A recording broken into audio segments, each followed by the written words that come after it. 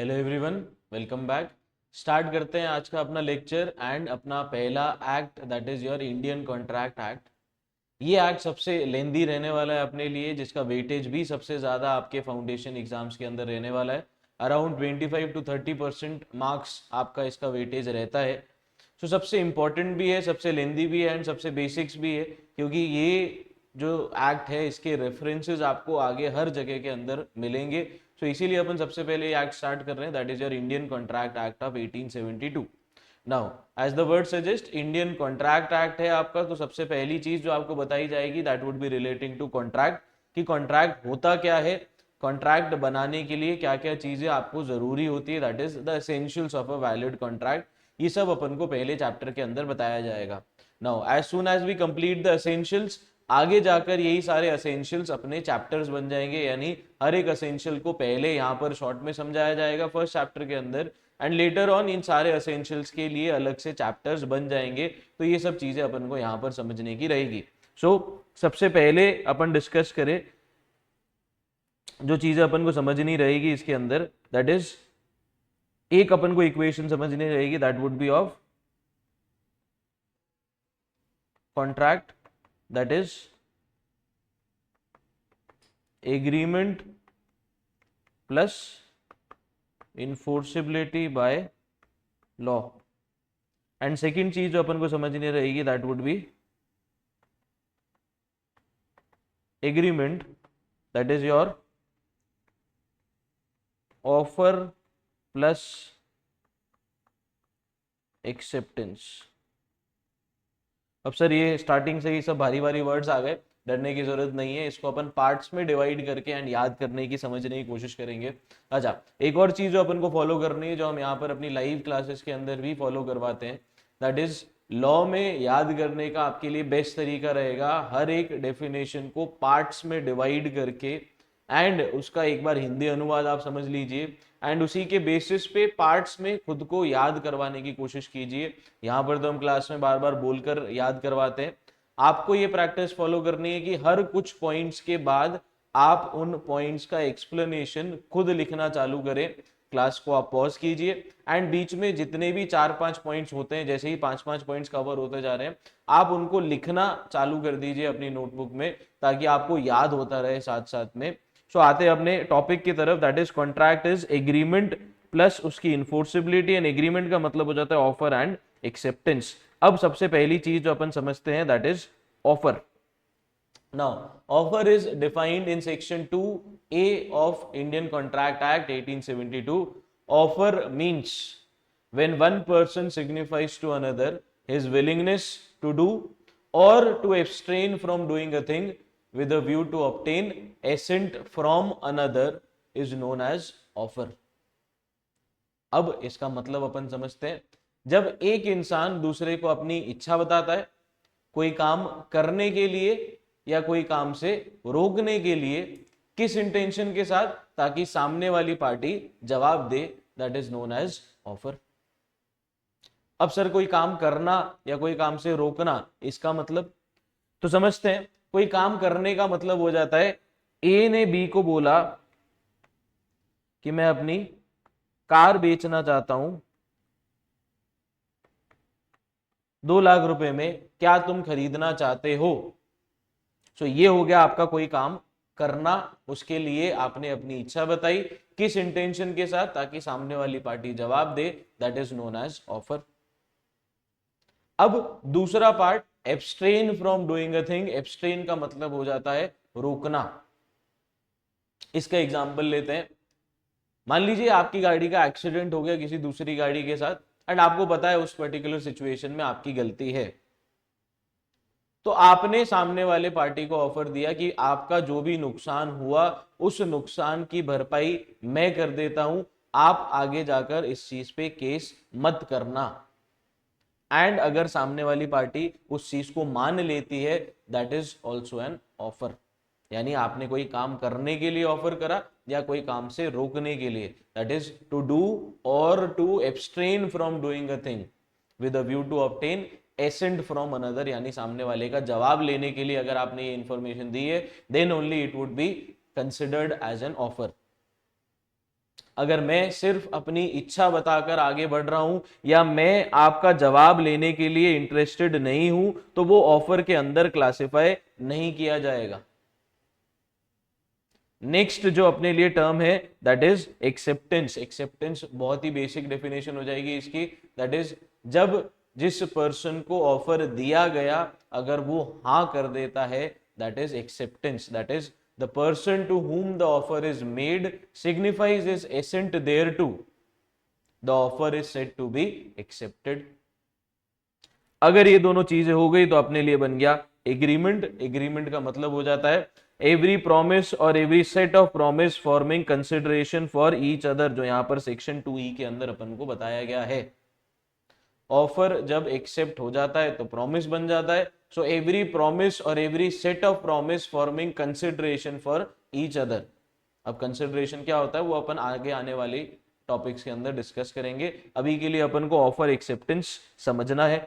अब एग्रीमेंट बन गया। एग्रीमेंट अगर इन्फोर्सेबल बाय लॉ है तो वो कॉन्ट्रैक्ट बन जाएगा। अब इन्फोर्सिबिलिटी का क्राइटेरिया सेक्शन 10 में दे रखा है, जिसके अंदर आपको कुछ एसेंशियल्स बताए गए हैं कि अगर ये एसेंशियल किसी भी एग्रीमेंट में प्रेजेंट है तो वो कॉन्ट्रैक्ट बन पाएगा, वरना वो कॉन्ट्रैक्ट नहीं बन पाएगा। एसेंशियल्स का मतलब ये हो जाता है कि आपके लिए क्या चीजें जरूरी है एज पर लॉ जो एग्रीमेंट के अंदर होनी चाहिए, अगर वो प्रेजेंट है तो ही वो इन्फोर्सेबल बाय लॉ होगा। इन्फोर्सेबल यानी आप कानून की मदद लेकर उस कॉन्ट्रैक्ट को इन्फोर्स या इंप्लीमेंट करवा सकते हैं, that is the meaning of contract.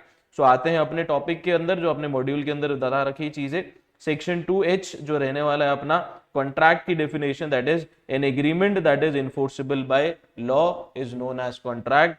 Agreement का मतलब सेक्शन 2E में आपको बता रखा है, दैट इज एवरी प्रॉमिस और every set of promise forming consideration for each other.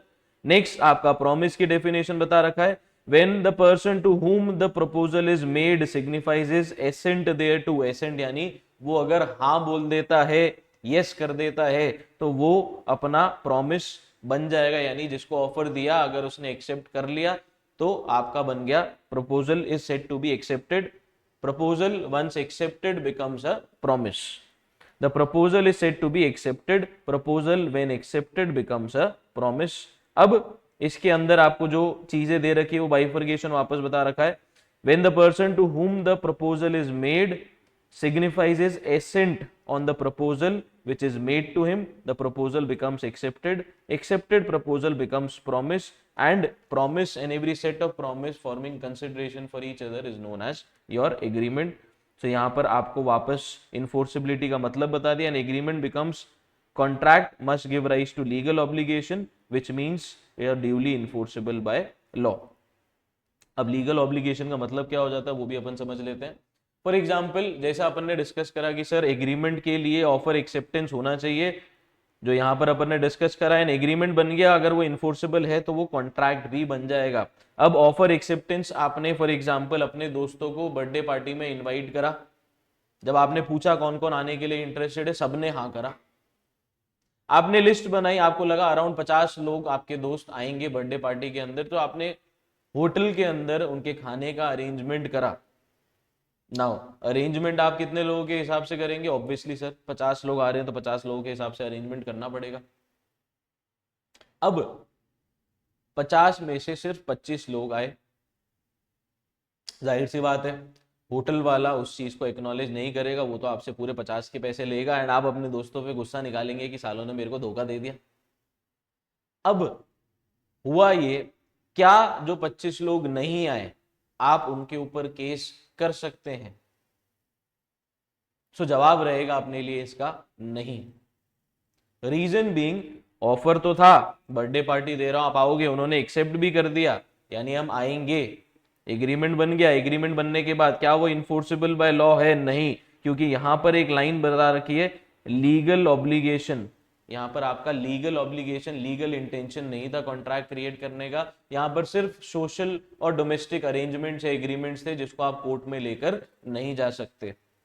In the same way अगर आपके पेरेंट्स ने आपको पॉकेट मनी देने का वादा किया एंड कुछ महीने तक वो नहीं देते तो आप उनके ऊपर केस नहीं करते, क्योंकि वो इन्फोर्सेबल बाय लॉ नहीं है।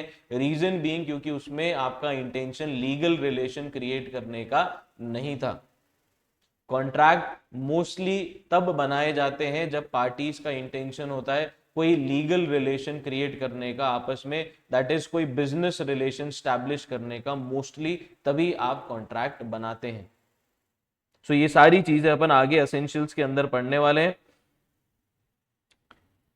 नाउ नेक्स्ट चीज जो अपन को बता रखी है दैट इज एग्रीमेंट कॉन्ट्रैक्ट के बीच का डिफरेंस, वो अभी के लिए अपन नहीं पढ़ेंगे, रीजन बीइंग उसको अपन एक बार पूरा चैप्टर कंक्लूड करके फिर डिस्कस करेंगे। अब आते हैं अपने अगले टॉपिक और most important topic that is essentials of a valid contract, यानी जो अपन ने डिस्कस करा कि कॉन्ट्रैक्ट इन्फोर्सेबल होना चाहिए, इन्फोर्सेबिलिटी के लिए जो यहाँ पर एसेंशियल्स है वो प्रेजेंट होने चाहिए। इन एसेंशियल्स के बारे में अपन आज डिस्कस करने वाले हैं। Now, as given in section 10 of Indian Contract Act and not given in section 10 but also considered essential, यानी ये section 10 में mentioned तो नहीं है but still conclude किए जाते हैं कि ये सारी चीजें भी होनी चाहिए अगर आपको एक valid contract बनाना है तो सबसे पहला जो अपने लिए essential रहने वाला है as per section 10 of Indian Contract Act 1872 that is two parties, यानी दो parties, sorry that is agreement. सबसे पहला एग्रीमेंट, जैसा अभी अपन ने डिस्कस करा कॉन्ट्रैक्ट की इक्वेशन के अंदर भी अपन ने पढ़ा कि सबसे पहली चीज जो जरूरी है that is agreement, and then वो इन्फोर्सेबल बाय लॉ होना चाहिए तभी वो कॉन्ट्रैक्ट बनेगा। एग्रीमेंट होना जरूरी है। एग्रीमेंट का मतलब क्या हो जाता है, ऑफर और एक्सेप्टेंस होना चाहिए, जो अपन ने डिस्कस करा। Secondly is your free consent. Now free consent आपको दो पार्ट्स में अगर अपन समझे, फ्री कंसेंट के अंदर एक तो आपको कंसेंट के बारे में बताया जाएगा, कंसेंट के अंदर आपको बताया जाएगा consensus ad idem, that means both parties agree on the same thing in the same sense.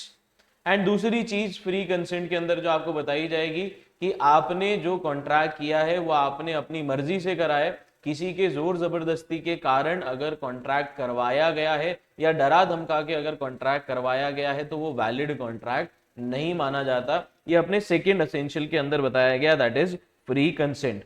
ये सब एक ओवरव्यू यहां से अपन लिस्ट से समझ रहे हैं, डिटेल पॉइंट्स अभी अपन डिस्कस करेंगे। Next is your competency of the parties. Competency of the parties के अंदर आ जाता है कि कौन कौन सी parties are eligible to enter into a contract. Now competency के अंदर जो अपन को बताया जाएगा, everyone is capable of entering into a contract except, सबसे पहला आ जाएगा अपने लिए माइनर, सेकंड आ जाएगा अपने लिए अनसाउंड माइंड, एंड थर्ड आ जाएगा इसके अंदर अपने लिए जो कॉन्ट्रैक्ट नहीं कर सकता that is disqualified by law. अब डिस्क्वालिफाइड बाय लॉ में फर्दर तीन पार्ट्स में डिवाइड हो जाएगा, इंसॉल्वेंट, दूसरा आ जाएगा आपके लिए कॉन्विक्ट, एंड तीसरा आ जाएगा इसके अंदर आपके लिए एलियन एनिमी। अब ये सब क्या होते हैं सर, माइनर दैट इज जो 18 साल से कम है, अनसाउंड माइंड जिसकी थिंकिंग कैपेसिटीज उतनी ज्यादा डेवलप्ड नहीं है, डिस्क्वालिफाइड बाय लॉ के अंदर आ जाता है इंसॉल्वेंट, इंसॉल्वेंट का मतलब दिवालिया जो अपने डेट्स का पेमेंट नहीं कर पा रहा, कॉन्विक्ट जो जेल में है, एलियन एनिमी जिस कंट्री के साथ आपकी कंट्री का, अपनी कंट्री का वॉर डिक्लेयर्ड है, यानी उस कंट्री के साथ अगर युद्ध घोषित कर दिया गया है गवर्नमेंट के द्वारा तो उस कंट्री और उसके लोगों के साथ आप कॉन्ट्रैक्ट नहीं कर सकते, वो डिस्क्वालिफाइड बाय लॉ की एलियन एनिमी की कैटेगरी के अंदर इंक्लूड किए जाते हैं। उसके अलावा किसी के साथ भी आप चाहें तो कॉन्ट्रैक्ट क्रिएट कर सकते हैं, वो यहां पर अपन को बताया गया है। Next lawful consideration. कंसिडरेशन का मतलब हो जाता है समथिंग इन रिटर्न, सबसे बेसिक सेंस में, ऑल्दो ये चैप्टर है, डेफिनेशन है, वो अपन बाद में पढ़ेंगे। कंसिडरेशन का मतलब हो जाता है something in return. So contract बनाने के लिए कंसिडरेशन होना जरूरी है एंड कंसिडरेशन लॉफुल होनी चाहिए, वो आगे जाकर अपन को बताया जाएगा। अब कंसिडरेशन का अगर मतलब समझे, जैसा अपन ने ऊपर एग्जांपल लिया, ए ने बी को कार बेचने का ऑफर दिया कि मैं कार बेचना चाहता हूं 2 लाख रुपए में, क्या तुम खरीदना चाहते हो, एंड अगर वो एक्सेप्ट कर लेता है उस चीज को, सो बी के लिए कंसिडरेशन हो गया उसको कार मिल रही है, ए के लिए कंसिडरेशन हो गया कि उसको पैसा मिल रहा है, that is something in return होना चाहिए एंड वो लॉफुल होना चाहिए। अगर गाड़ी बेचने के बदले में मैं किसी से ड्रग्स ले रहा हूं या ड्रग्स लेने के लिए मैं गाड़ी बेच रहा हूं, तो ये दोनों ही केसेस में वैलिड कॉन्ट्रैक्ट क्रिएट नहीं होगा, क्योंकि कंसिडरेशन तो है बट लॉफुल कंसिडरेशन नहीं है। Next, legal object. ऑब्जेक्ट का मतलब हो जाता है the very purpose of making the contract, यानी जिस काम के लिए आपने कॉन्ट्रैक्ट बनाया वो काम लॉफुल होना चाहिए। अगर मैं किसी को मारने के लिए किसी को पैसे दे रहा हूं, तो मेन कॉन्ट्रैक्ट बनाने का पर्पस क्या हुआ, किसी को मारना, तो वो चीज के लिए आप कॉन्ट्रैक्ट क्रिएट नहीं कर सकते, वो एग्रीमेंट की स्टेज तक ही रह जाएगा। यानी मैंने किसी को ऑफर करा कि यार इस पर्टिकुलर बंदे को मेरे को पिटवाना है, तो मैं आपको 20,000 रुपये दूंगा अगर आप उस पर्टिकुलर पर्सन को जाकर मारते हो, तो 20,000 रुपये देना तो ठीक है, दे सकते हो, लीगल है, बट उसके बदले में आप काम क्या करवा रहे हो, किसी को मारना, जो अलाउड नहीं है। सो ऑब्जेक्ट यानी जो पर्पस जिसके लिए आप कॉन्ट्रैक्ट बना रहे हो वो लॉफुल होना चाहिए, वो लीगल होना चाहिए। Next, not expressly declare to be void, यानी कुछ चीजें ऐसी है जो गवर्नमेंट ने स्पेसिफिकली मना की हुई है, उन चीजों के लिए आप कॉन्ट्रैक्ट नहीं कर सकते। वो क्या चीजें हैं, वो चैप्टर आएगा तब अपन डिटेल में डिस्कस करेंगे। अभी के लिए अपन को ये समझना, एक पूरी लिस्ट है जो गवर्नमेंट ने, कुछ ऐसे काम जो गवर्नमेंट ने करने से मना किए हुए हैं, उन चीजों के लिए आप कॉन्ट्रैक्ट नहीं बना सकते। नेक्स्ट, असेंशियल्स, टू पार्टीज हो जाती है। टू पार्टीज जरूरी क्यों है, क्योंकि आप खुद को ऑफर देकर खुद ही एक्सेप्टेंस नहीं दे सकते, लोग पागल कहेंगे। सो टू पार्टीज के अंदर ये आ जाता है, एक पार्टी जो ऑफर दे रही है, दूसरी पार्टी जो एक्सेप्टेंस दे रही है। जो पार्टी ऑफर दे रही है उसको अपन बोलते हैं ऑफरर या प्रोमिसर, एंड जिसको ऑफर दिया जाता है दैट इज ऑफरी और प्रोमिसी। तो दो पार्टीज होना जरूरी है कॉन्ट्रैक्ट के अंदर, एक ऑफर देने वाला एंड दूसरा एक्सेप्टेंस देने वाला, तभी एग्रीमेंट बनेगा, एंड एग्रीमेंट आगे जाकर कॉन्ट्रैक्ट बनेगा। Next, intention to create legal relation, ये अभी अपन ने डिस्कस करा। आपने अपने दोस्तों को बर्थडे पार्टी में बुलाया, वो अगर नहीं आए प्रॉमिस करके भी कि हम आएंगे, तो आप उनके ऊपर केस नहीं कर सकते, क्योंकि उसमें उनका इंटेंशन कहीं पे भी लीगल रिलेशन क्रिएट करने का नहीं था।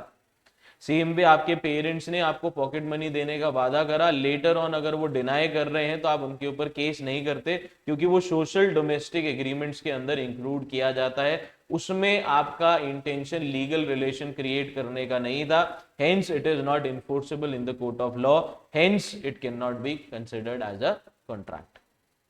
Next, fulfilment of legal formalities, जिसके अंदर ये आ जाता है, काफी ऐसी चीजें होती है जिसके लिए आप कॉन्ट्रैक्ट बनाते हैं, जिसमें आपको एडिशनल रिक्वायरमेंट्स फुलफिल करनी पड़ती है। फॉर एग्जांपल, अगर आप जमीन बेच रहे हैं या प्रॉपर्टी सेल के लिए आप कोई भी एग्रीमेंट कॉन्ट्रैक्ट कर रहे हैं, सो उसमें एक एडिशनल रिक्वायरमेंट आ जाती है, वो सेल तभी वैलिड मानी जाती है जब रजिस्ट्री ऑफिस में जाकर प्रॉपर स्टैंप पेपर पे सारी की सारी चीजें मेंशन्ड है, आपने स्टैंप ड्यूटी का पेमेंट करा है, रजिस्ट्रार के सामने आप साइन सील कर रहे हैं, एंड देन रजिस्टर्ड ऑफिस में या रजिस्ट्रार ऑफिस में अगर उस चीज का अपडेशन हो रहा है दूसरी पार्टी के नाम पे, तभी वो सेल कंप्लीट मानी जाएगी।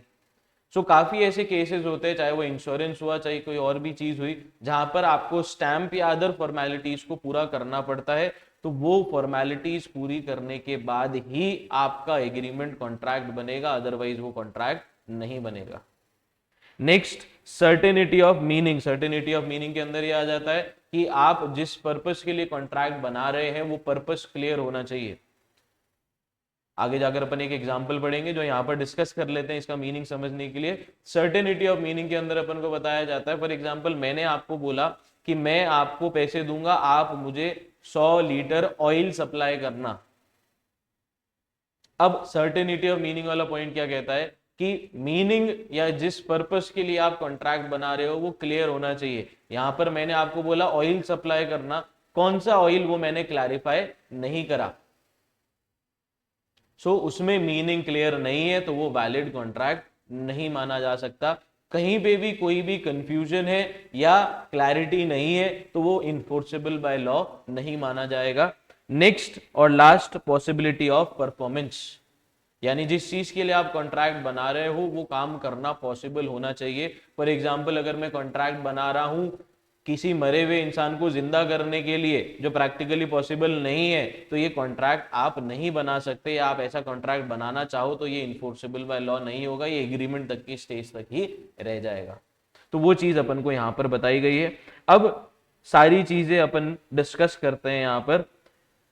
In terms of section 10, all agreements are contract if they are made by the free consent of the parties competent to contract for a lawful consideration and with lawful object and not expressly declared to be void. So जो 5 essentials 6 essentials अपन ने as per section 10 पढ़े वो सारे cumulate करके यहाँ पर एक paragraph form में आपको बता दिए। अब दो पार्टीज होनी चाहिए, एक ऑफर देने वाला और दूसरा एक्सेप्ट करने वाला। One cannot contract with himself. A contract involves at least two parties, one party making the offer and the other party accepting it. A contract may be made by a natural person and by other person having legal existence, that is companies, universities, etc. It is necessary to remember that identity of the parties to be ascertainable, यानी clear होना चाहिए कौन सी parties contract कर रही है। Next, parties must intend to create legal relation, यानी उनका intention legal relation create करने का होना चाहिए। Social domestic type of agreement not enforceable in the court of law and hence do not result into contract. Social domestic agreements को, arrangements को आप court में लेकर नहीं जा सकते। इसका जो केस लॉ है इंपॉर्टेंट है, वो अपन को याद करना है, बैल्फर वर्सेस बैल्फर। अब एक चीज जिसपे अपन को क्लियर रहना है, केस लॉ का एक्सप्लेनेशन मोस्टली अपन नहीं लिखते, केस लॉ का नाम आपको याद होना चाहिए एंड उससे रिलेटेड प्रोविजन जो इंपॉर्टेंट केस लॉज है अपन डिस्कस करते हुए चलेंगे।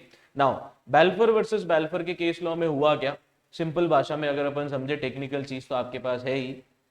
एक हस्बैंड की जॉब लग गई फॉरेन में, वाइफ इंडिया में ही थी फॉर एग्जाम्पल, एंड हस्बैंड ने प्रॉमिस करा वाइफ को कि मैं जब बाहर जा रहा हूं काम करने के लिए तो हर महीने मैं खर्चे के लिए तुमको पैसे भेजूंगा। हस्बैंड ने कुछ समय बाद पैसे नहीं भेजे, वाइफ चली गई कोर्ट में, क्योंकि सर देखो ऑफर हुआ कि पैसे भेजूंगा, मैंने एक्सेप्टेंस कर दिया कि हाँ ठीक है, एग्रीमेंट बन गया। अब इसको आप कोर्ट में लेकर गए कि ये पैसे भेज नहीं रहा तो मुझे इसके ऊपर केस करना है। कोर्ट ने इस चीज पर क्लियरली एक ऑर्डर दिया कि ये आपका डोमेस्टिक अरेंजमेंट है, इसमें कहीं पे भी आपका इंटेंशन लीगल रिलेशन क्रिएट करने का नहीं था, हेंस इसके ऊपर कोर्ट कोई भी एक्शन नहीं ले सकता। ये आपको बैल्फर वर्सेस बैल्फर के अंदर बताया गया। तो वो पॉइंट अपन को यहां से कंक्लूड होता है, intention to create legal relation. अब केस लॉ पढ़ते। A husband agrees to pay his wife certain amount of money as maintenance every month while he was abroad. Husband failed to pay the promised amount. Wife sued him for the recovery of the amount. Here in the case, wife could not recover as it was a social agreement between the parties, did not intend to create any legal relation. जो चीज अपन ने discuss करी। Next, other formalities to be complied with, यानी contract although oral भी बन सकता है, by the conduct of parties भी बन सकता है, बट अगर आपको एज अ प्रूफ कोर्ट में लेकर जाना है उस कॉन्ट्रैक्ट को, सो आपको रिटन कॉन्ट्रैक्ट होना जरूरी है। जितनी ज्यादा फॉर्मेलिटीज आप पूरी करोगे उतनी वैलिडिटी उस चीज की बढ़ जाती है, वो एज अ प्रूफ आपके लिए एक्ट कर सकता है इन the court of law. Now a contract may be written or spoken. As to legal effect, there is no difference between a written contract and a contract made by word of mouth. But in the interest of the parties, the contract must be written. In case of certain contracts, some other formalities have to be complied with to make an agreement legally enforceable. Clear? Next, certainty of meaning. The agreement must be certain, not vague or indefinite. यानी सब चीजें clear होनी चाहिए. Example, A agrees to sell B 100 tons of oil. There is nothing certain in order to show what kind of oil was intended for. Cooking oil भी हो सकता है, hair oil भी हो सकता है, इंजन ऑयल भी हो सकता है। कुकिंग ऑयल की बात करो तो उसमें भी वैरायटी आती है, तो कुछ भी क्लियर आपने नहीं करा तो वो वैलिड कॉन्ट्रैक्ट नहीं बन सकता। Next, possibility of performance. The terms of the agreement should be capable of performance. An agreement to do an impossible act itself can not be enforced. A agrees with B to discover treasure by magic, यानी जादू से सोना discover करना, जो चीज अपन को पता है प्रैक्टिकली पॉसिबल नहीं है। The agreement cannot be enforced, that is not possible to be performed. Next, offer acceptance होना चाहिए, दैट इज एग्रीमेंट होना चाहिए। ऑफर का मतलब अपन ने समझ लिया, जब एक इंसान दूसरे को अपनी इच्छा बताता है कोई काम करने के लिए या कोई काम से रोकने के लिए, किस इंटेंशन के साथ? सर इस इंटेंशन के साथ कि सामने वाली पार्टी जवाब दे, that is known as offer. So agreement की डेफिनेशन पहले आपको बता दी जो अपन ने ऊपर भी पढ़ी थी। एवरी प्रॉमिस और every set of promise forming consideration for each other is known as agreement. A proposal when accepted becomes a promise. Offer की डेफिनेशन अपन ने डिस्कस कर ली, एक्सेप्टेंस हो जाएगा आपके लिए, जिसको ऑफर दिया अगर वो अपनी एसेंट दे देता है तो offer is said to be accepted. Next free consent. Free consent के अंदर जैसा अपन ने डिस्कस करा दो पार्ट्स में डिवाइडेड है। Two or more person are said to consent when they agree upon the same thing in the same sense. This is known as consensus ad idem. Further, consent must be free, यानी बिना किसी जोर जबरदस्ती के contract किया हुआ होना चाहिए। अगर मैं किसी को गन पॉइंट पे रखकर कॉन्ट्रैक्ट करा रहा हूं तो वो फ्री कंसेंट नहीं माना जाएगा, वो कोरिजन माना जाएगा। सर ये बारी बारी वर्ड्स आपको आगे जाकर चैप्टर्स के अंदर बताए जाएंगे। Corrosion, undue influence, fraud, misrepresentation, mistake से अगर कॉन्ट्रैक्ट हुआ है तो वो फ्री कंसेंट नहीं मानी जाती। कोरिजन में आप मोस्टली फिजिकल फोर्स एक्सर्ट करते हैं। फिजिकल फोर्स का मतलब ये हो जाता है कोरिजन के अंदर आप कोशिश करते हैं मारने, पीटने, डराने, धमकाने की, जिससे सामने वाली पार्टी कॉन्ट्रैक्ट कर ले। अनड्यू इन्फ्लुएंस में आप अपना मेंटल फोर्स का इस्तेमाल करते हैं, अपनी पोजीशन का इस्तेमाल करते हैं एंड उससे आप कॉन्ट्रैक्ट करवाने की कोशिश करते हैं। अब एग्जाम्पल्स अगर पढ़े दो पार्ट्स में जैसे अपन ने डिस्कस करा, कंसेंसस एड ईडम एंड साथ ही साथ फ्री कंसेंट यानी बिना किसी जोर जबरदस्ती के। Consensus ad idem, A who owns two cars is selling red car to B. B thinks he is purchasing black car. यानी यहाँ पर क्लैरिटी ऑफ माइंड नहीं था या मीटिंग ऑफ माइंड्स नहीं था। मेरे को लगा या मैं ब्लैक कार रेड कार बेचना चाहता हूँ, सामने वाले को लगा मैं ब्लैक कार बेचना चाहता हूँ। क्लैरिफाई अपन ने नहीं करा तो मीटिंग ऑफ माइंड्स नहीं हुआ, वैलिड कॉन्ट्रैक्ट नहीं बनेगा। Next, A threaten to shoot B, यानी गोली मार दूंगा अगर 2 लाख रुपए नहीं दिए तो। उसने 2 लाख रुपए दे दिए तो भी वो फ्री कंसेंट नहीं माना जाएगा क्योंकि डरा धमकाकर आपने ये चीज करवाई। नेक्स्ट, कैपेसिटी ऑफ पार्टीज, यानी कौन कौन कॉन्ट्रैक्ट नहीं कर सकता अपन ने डिस्कस करा। यहाँ पर पॉजिटिव सेंस में बताया जाएगा यानी कौन कौन कॉन्ट्रैक्ट कर सकता है। सबसे पहला एज ऑफ मेजोरिटी यानी 18+ अगर आप हैं। साउंड माइंड यानी आपका मानसिक संतुलन सही है, आप सही डिसीजंस ले सकते हैं। अदरवाइज डिस्क्वालिफाइड बाय लॉ नहीं है। अपन ने जो डेफिनेशन डिस्कस करी वो नेगेटिव सेंस में डिस्कस करी, वो भी आप लिखेंगे तो सही मानी जाएगी। क्लियर? नाउ सेकेंड कंडीशन जो आपको बताएगी, साउंड माइंड आप कब नहीं माने जाते? लुनेटिक, इडियट, ड्रंकन पर्सन और under influence of some intoxicant, यानी कोई इन्फ्लुएंस ऑफ ड्रग्स के अगर हो आप तो वो साउंड माइंड का नहीं माना जाता। एंड डिस्क्वालिफाइड बाय लॉ में कौन कौन आ गया आपका? Alien enemy, sovereigns, convict etcetera. इन लोगों के साथ आप कॉन्ट्रैक्ट नहीं कर सकते। अब अगर अपन साउंड माइंड की बात करें, लुनेटिक, इडियट, ड्रंकन इसके अंदर आ जाता है। एक बचपन से पागल है, एक कुछ बाद में कारणों की वजह से उसका मानसिक संतुलन हिल गया। नेक्स्ट, ड्रंकन पर्सन यानी आपने अल्कोहल का कंजम्पशन कर रखा है टू एन एक्सटेंट, यानी इतनी ज्यादा पी रखी कि आप साउंड जजमेंट नहीं ले सकते। That is included in the category of unsound mind. Next, consideration. Consideration का मतलब हो जाता है quid pro quo, that is something in return. A valuable consideration is the sense of law may consist either in some right, interest, profit or benefit occurring from one party to other for some forbiddance, determinant, loss of responsibility given, suffered or undertaken by other. Simple भाषा में दो चीजें discuss करी अपन ने, car बेचना उसके बदले में पैसे लेना, कंसिडरेशन हो गया आपके लिए पैसा लेना। दूसरे केस में आपने सामने वाली पार्टी को बोला कि केस मत करना, एक्सीडेंट से रिलेटेड रिपोर्टिंग मत करना, मैं आपके नुकसान की भरपाई कर देता हूं।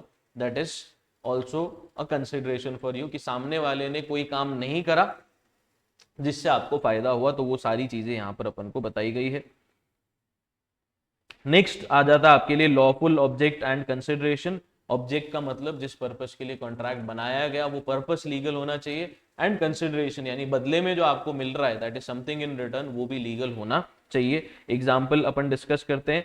ए agrees to sell his house to B against 100 kg of cocaine, such agreement is illegal as consideration is unlawful. यानी आपने बदले में ड्रग्स लेने के लिए कॉन्ट्रैक्ट करा तो वो अनलॉफुल माना जाएगा। अगर ऑब्जेक्ट अनलॉफुल मान लो तो किसी को चोरी करने के लिए अगर मैं पैसे दे रहा हूं तो चोरी करना दैट इज जिस पर्पस के लिए कॉन्ट्रैक्ट बनाया गया वो वैलिड नहीं है, तो कंसिडरेशन वैलिड भी है तो भी वो कॉन्ट्रैक्ट वैलिड नहीं माना जाएगा। Last, not expressly declared to be void, यानी कुछ चीजें ऐसी है जो लॉ में स्पेसिफिकली मना की हुई है करने के लिए, उन चीजों के लिए आप कॉन्ट्रैक्ट नहीं कर सकते। The agreements entered into must not be which the law declares to be either illegal or void. An illegal agreement is an agreement expressly or impliedly prohibited by law. Prohibited का मतलब law में मना किया हुआ है. A void agreement is one without any legal effect. Illegal agreement, किसी को मारना पीटना, उसके लिए अगर आप किसी को ऑफर दे रहे हो, सामने वाला एक्सेप्ट कर रहा है, वो इलीगल एग्रीमेंट्स की कैटेगरी के अंदर आता है।